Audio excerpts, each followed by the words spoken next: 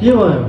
ल के भयो तिमीलाई घाँटी नै सर्क्यो भने ट्रन गर्नै सकेको छैन र यही नजिकै निर्माणमा फिजियोथेरापी छ त त्यतै जाउँ न कति टाढो होला होइन यही दार्जिलिङमा नै छ